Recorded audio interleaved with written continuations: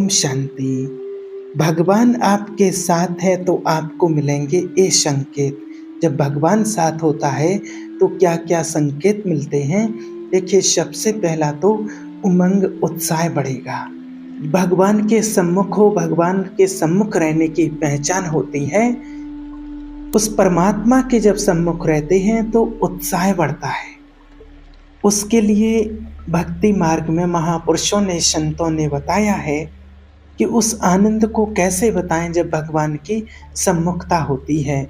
तो उसके लिए कहा गया है कि ऐसे समझ लो कि जैसे जब किसी की शादी तय हो गई हो, संसारी पुरुष की, और किसी की शादी तय हो गई हो और जैसे वो चाहता था वैसी पत्नी मिल गई हो, तो वो कितना फूला फूला घूमेगा।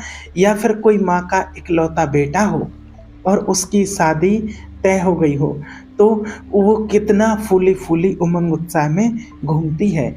अब उस जिसकी शादी तय हो गई हो, उससे पूछो क्या-क्या आनंद है। लेकिन कहाँ वो परमानंद में ईश्वर के साथ वो उदाहरण बैठेगा।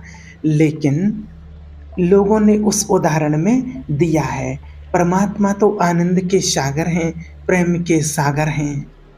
उनकी तुलना तो किसी से की नहीं जा सकती है, जिसके लिए कहा है कि अद्भुत उमंग उत्साह रहता है। परमात्मा के साथ में बहुत आनंद की अनुभूति होती है। जैसे-जैसे प्रभु सम्मुख होकर परमात्मा की ओर कदम बढ़ेगा, तो अद्भुत आनंद, अद्भुत उत्साह और एक दिव्य शक्ति की अनुभूति होती है। ऑटोमेटिक देवी गुण आने लगेंगे, देवी शक्तियाँ बढ़ने लगेंगी। एक अलौकिक शांति रहेगी जिसका वर्णन नहीं किया जा सकता है। दुख-सुख में समानता का भाव आ जाएगा और कोई भी भोग हमें प्रिय नहीं लगेगा। ना खान-पान, ना वैभव वस्तु पदार्थ, किसी भी चीज़ में मन नहीं लगेगा। और बाबा के बच्चों को देखते ही ऐसे लगेगा जैसे सगे संबंधी मिलते हैं, उनसे भी अधिक स्नेह मिलेगा। ऐसे बाबा के बच्चों को देख कर के मन नाच पड़ेगा कि अहो! आज तो अहो भाग्य हमारे, जो बाबा के इतने प्यारे-प्यारे रतन हमारे घर पधारे और हमें इनका संग मिला। इतनी अच्छी विलक्षणी स्थिति होगी और कोई भी द्वंद्व स्पर्श नहीं कर पाएगा। निराशा, चिंता, भय, विषाद, कामनाएँ, वासनाएँ, ये सब ऑटोमेटिक धीरे-धीरे करके अंदर से क्षीण होने लगेगी और केवल एक ही स्मृति रहेगी, शिव बाबा की याद।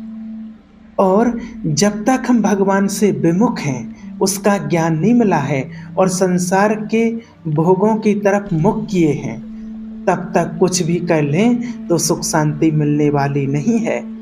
जितना-जितना हम भोग संग्रह, धन, वैभव, वस्तु, पदार्थ इनको इकट्ठा करेंगे, उतना ही चिंतित और शोकित होते जाएँगे।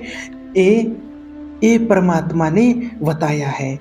जितना तुम विषय विकारों की तरफ बढ़ोगे और भोगों की तरफ बढ़ने से परिणाम में ये दोष भी अंदर आने लगते हैं। जैसे ईश्वर की सम्मुखता के लक्षण बताए हैं, कैसे जाने कि ईश्वर सम्मुख है, तो कहा कि जैसे ही ईश्वर के सम्मुख जाओगे तो एक-एक क्षण नवीन उत्साह, नवीन उत्कंठा, ईश्वर की याद, परमानंद की अनुभूति, शिव बाबा की हमेशा ऑटोमेटिक स्मृति, उसके ज्ञान की स्मृति और देवी संप्रदा, शांति, समता, प्रेम, वैराग्य, दुनिया से वैराग्य और शिव बाबा के बच्चों को, बीके भाई बहनों को देख करके अद्भुत स्नेह की अनुभूति।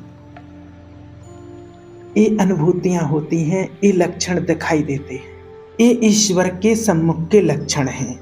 अब दुनिया में कहा जाता चाहे जितना भी धन वैभव इकट्ठा कर लो, अगर भगवान से दूर हो, भगवान से विमुख हो, तो कभी सुख और शांति नहीं मिल सकती है। भगवान से दूर होने के, भगवान से विमुख होने के लक्षण क्या हैं? सबसे पहला है भय। भय में रहोगे। भय, विषाद, चिंता, राग, द्वेष, वैर, अशांति, द्रोह, हिंसा, कामनाएं, इच्छाएं, वासनाएं, ममता, दुर्गुण, दुर्विचार और भयानक दुख, ये हैं ईश्वर से विमुख होने के लक्षण। और जो ईश्वर के सम्मुख होते हैं, ईश्वर में निश्चय होता है, उसके अंदर एक भी एक गुण अवगुण नहीं रह सकते हैं। तो ये हमें चेक करना है। ईश्वर से विमुख होने का सबसे पहला लक्षण है कि उसको दुनिया के भोगों में सुख की अनुभूति होगी, सुख मिलेगा और इसी में ही सारे दोष हैं। और जहाँ ईश्वर से नजदीकता बढ़ती जाती है तो देवी शक्तियाँ और दिव्य शक्तियाँ ऑटोमेटिक अंदर से उत्पन्न होने लगती हैं। शांति और समस्त द्वंद्वों से छूट करके एक अद्भुत आनंद की अनुभूति होती है। दुनिया के वैभव वस्तु पदार्थों से चाहे कितना भी भोग लो, बाबा ने क्यों कहा है, चाहे कितना भी इनसे सुख लेने की कोशिश करो, कितना भी इकट्ठा करो, लेकिन इनसे जब मिलेगा तो दुख ही मिलेगा। क्यों कहा बाबा ने दुख मिलेगा? क्योंकि भगवान तो जानता है, वो परमात्मा जानता है कि जितना इकट्ठा करोगे और अंत में उसका नाश होना है, कभी भी कुछ हो सकता है। उसके लिए भी परमात्मा ने बताया है, कभी भी कुछ हो सकता है। वो जितना इकट्ठा किया होगा, कितनी मेहनत से किया होगा, और जब वो जाएगा तो दुख तो होगा। इसलिए परमात्मा कहते हैं कि उनमें दुख ही मिलता है। और जिसके पास जास्ती नहीं होगा, कम होगा, तो उसको इतना ज़्यादा दुख नहीं होगा। इसलिए दुनिया के वैभव वस्तु पदार्थों में सुख नहीं मिल सकता है। आज दुनिया के लोगों की वही दशा है जिस प्रकार से कहा जाता है कि कसाई के पास हरी हरी घास खा रहा है बकरा, और बकरी से सहवास कर रहा है और बड़ा सुख का अनुभव कर रहा है, पर वो कसाई बाड़े में बंद है। वो ये नहीं जान रहा है कि अब की अगला नंबर मेरा ही है ग्रासा चलने का, वो नहीं जान पाता है। इसी प्रकार से दुनिया में संसार के लोग खान पान, शौक, मौज मस्ती, परिवार, संसारिक सुख भोग रहे हैं, पर पता नहीं है कि काल के कसाई बाड़े में है। मौत का ग्रासा बिल्कुल तैयार किए हुए है, बस समय की देरी है, नंबर कब आ जाए पता नहीं। सावधान। इसलिए कहा जाता है कि संयम करो अपने मन को, रोको अपनी वाणी को, नहीं तो कोई उपाय नहीं है बचने का। अब लोग सुनते हैं कि क्या ये भयभीत करने वाली बातें करते हैं, भयभीत करते हैं, भय फैलाते हैं, लेकिन आपको पता नहीं है कि भय तो तांडव मचा रहा है। देख लो दुनिया में क्या हो रहा है। जरा सी भूमि ऐसी हुई, हड़कंप हुआ, भूकंप आया और मकान गिरा और हजारों लोग दब करके मर जाते हैं। जल में उफान आया, एक लहर आया और प्रांत का प्रांत नष्ट कर दिया। क्या क्या लीलाएं चल रही हैं प्रकृति की। तो कभी हमारा भी तो नंबर आ सकता है ना, कोई ना कोई तो आता है। भय, रोग, घटना, कुछ ना कुछ तो संसार में चलता ही है। और दुनिया में लोग मस्त हैं, जैसे बकरा हरी हरी घास खा के मस्त है, और वो बकरे को लगता है कि हम बड़े सुखी हैं, पर उसको पता नहीं कि अगला नंबर मेरा ही है। और देखिए, कहा जाता है कि बिना सूचना दिए, बिना राय के, और मृत्यु किसी का भी नाश कर देती है। मृत्यु किसी से राय नहीं लेती है, किसी की प्रतीक्षा नहीं करती है। मृत्यु ये नहीं कहती है कि अब किसी से मृत्यु राय नहीं लेती है कि हमारी प्रार्थना स्वीकार करो, अब हम अपना कार्य शुरू करें, अगर आपकी आज्ञा हो तो। अगर ऐसा हो तो कोई भी तैयार नहीं होगा, कोई भी नहीं। बिना आपको सूचना दिए, बिना आपकी राय के, वो आपका कभी भी नाश कर सकती है, अंत कर देती है मृत्यु।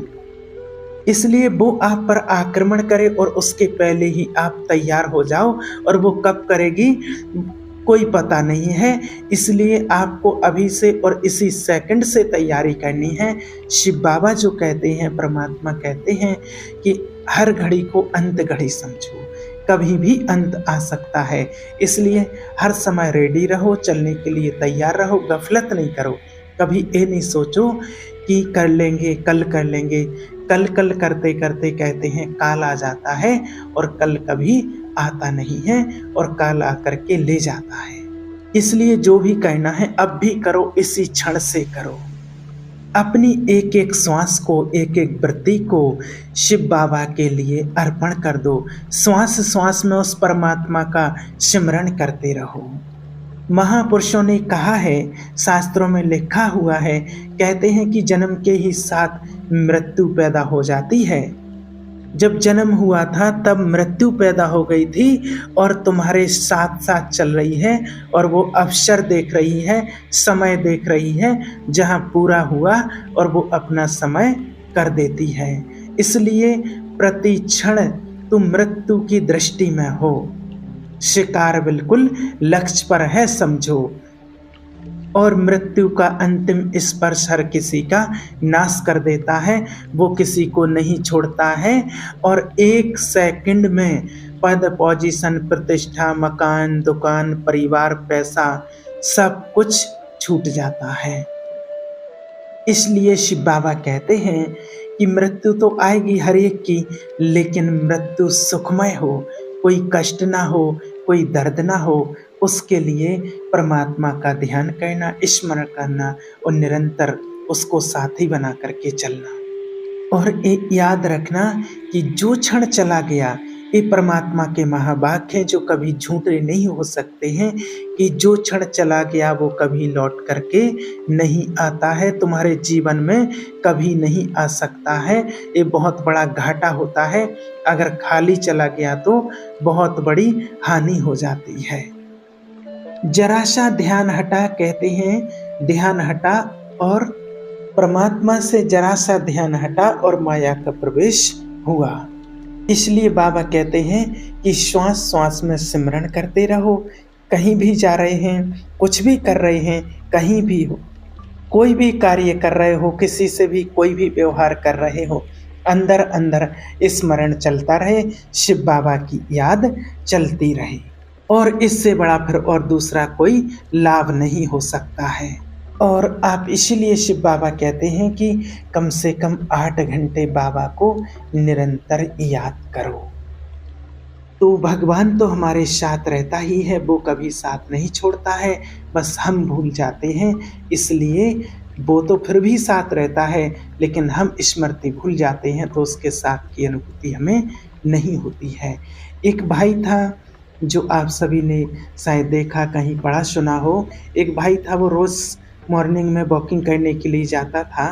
तो क्या है, जब वो चलता था उसको स्मृति रहती थी कि भगवान मेरे साथ चलता है, हमेशा उसको स्मृति रहती थी। और जब वो धूल में चलता था, बहुत अच्छा था, अच्छा परिवार में सब कुछ संपन्न था। और जब वो धूल में चलता था, पीछे मुड़ के देखता था, तो उसको हमेशा 4 पैर दिखाई देते थे। तो उसको अनुभव होता था कि 2 पैर मेरे हैं और 2 पैर भगवान के हैं, भगवान भी मेरे साथ चलते हैं। अब एक समय आया कि किन्हीं कारणों से उसके बिजनेस में घाटा पड़ गया, कहीं बीमारियां, कहीं कुछ, तो उसका सब कुछ चला गया, बर्बाद हो गया, उसके पास कुछ नहीं बचा। जिससे भी वो मदद मांगे, सब ने धीरे धीरे करके मना कर दिया। अब उसका कोई साथ देने वाला नहीं था, वो निराश होकर के बैठ जाता है।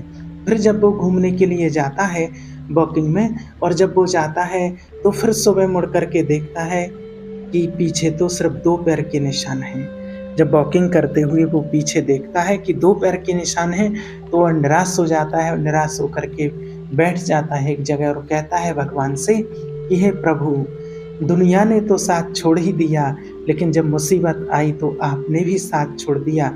मैंने तो सुना था कि मुसीबत में दुनिया भले साथ छोड़ दे, लेकिन भगवान कभी साथ नहीं छोड़ता है, लेकिन प्रभु आपने भी मुसीबत में साथ छोड़ दिया। तो देखिए भगवान का कितना सुंदर जवाब आता है। कहते हैं नहीं, मैं कभी साथ नहीं छोड़ता हूँ, और जो तुम वो 2 निशान देख रहे हो वो तुम्हारे पैरों के नहीं, वो मेरे पैरों के निशान हैं। और जब मेरा बच्चा कोई मुसीबत में होता है तो मैं उसको गोदी में लेकर के चलता हूँ, इसलिए मैं तुम्हें गोदी में लेकर के चल रहा हूँ। तो जो 2 पैरों के निशान हैं वो मेरे हैं, वो आपके नहीं। तो भगवान तो हमेशा हमारे साथ है, और हम ही उसको भूल जाते हैं।